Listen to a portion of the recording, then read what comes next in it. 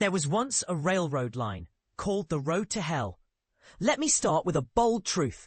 Some days on the trail feel like the purest kind of hell. Lately, I've been battling more restless nights than restful ones. Honestly, I suspect the main culprit is the relentless humidity shutting me down. Add to that the bizarre new habit of waking up at 5 a.m. every morning to pee. Yep, like I'm suddenly decades older than I actually am. When you're out in the woods, it's no big deal. I just unzip the tent, stumble outside a few feet, and go wherever the mood strikes.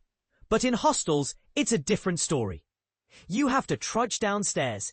My knees rebel just thinking about it, then crawl back into bed. Somehow, that makes the whole experience worse than it should be. I honestly can't explain why. Now, I know some readers might roll their eyes that so much of my writing centers on bathroom breaks. But here's the thing. When you're on the trail, these moments become huge parts of the journey. Today was no exception. At 5 a.m., I was rudely awakened by a southbound hiker asking where the coffee was. Ow! My aching head. Early wake-ups like this don't help the body's grumpiness. Still, trudging out of bed made sense, because the shuttle back to the trailhead was scheduled for 7:45, and I still had to whip up my own breakfast.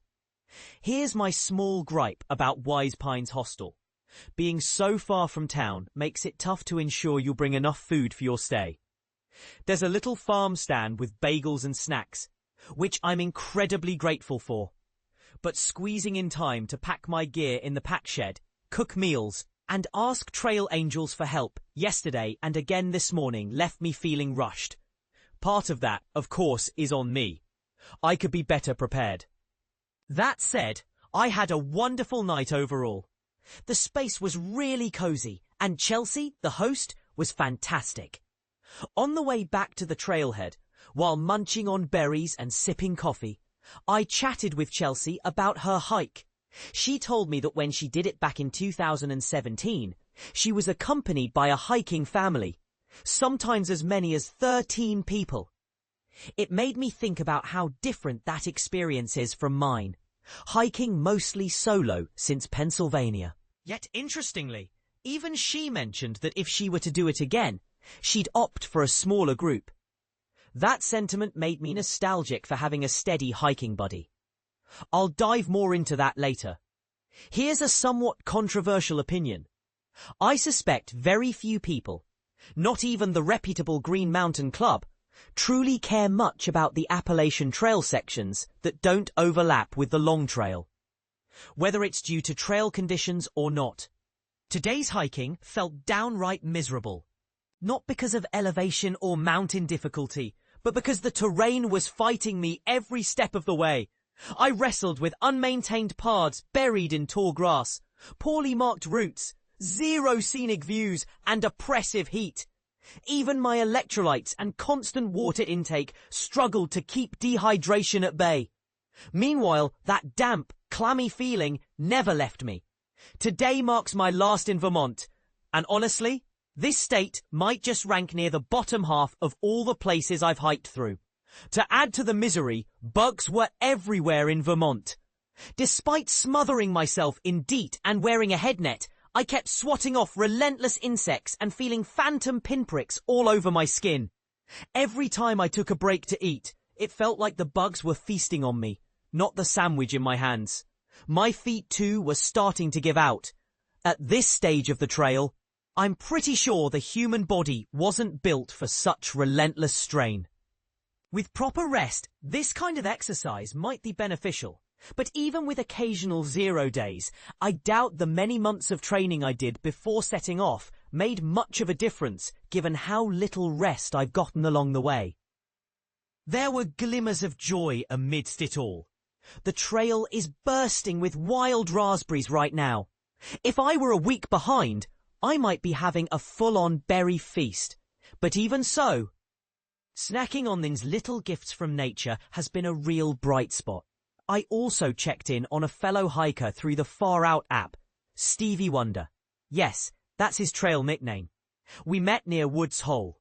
He's tackling the ECT, Eastern Continental Trail this year. He had pulled ahead of me initially, but took a 2-week break. Nice to see he's back out there pounding the trail. Following a grueling series of ups and downs, I began the long road walk into West Hartford. A town practically devoid of amenities. No lodgings other than tent spots offered by trail angels and a library were about it. There's a bridge there famous for people jumping off, but to be honest, I'm not into that kind of thrill. Call me cautious, but I've had enough of that in life already.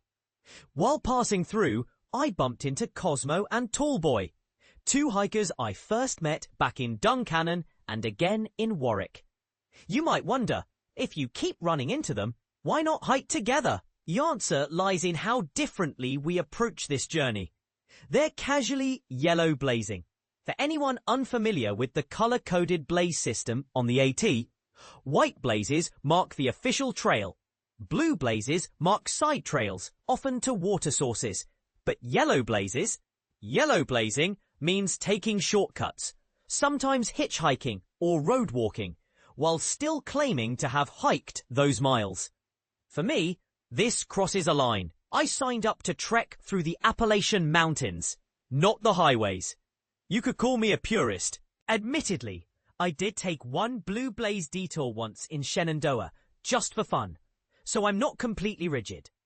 I can tolerate some yellow blazing, but what irks me is the impact it has on shared resources. When hikers can skip miles or schedule their arrival in towns days ahead, they swoop in early on hostel beds or trail angel spaces, leaving less availability for the rest of us. I'll get burned by this today. Very likely. Another thing I just can't get past is the dishonesty around mileage. Fudging numbers about what you've actually covered seems unfair. But that's a whole conversation for another day. Honestly, I wish if anyone was going to skip, they'd at least do it ahead of me, not catching up. Like Leo did. Still, there's wisdom in the phrase, hike your own hike. Maybe I judge too harshly. We're all on personal journeys. And hey, I'm no saint either. If you're reading this, you're peeking. Right into my honest thoughts.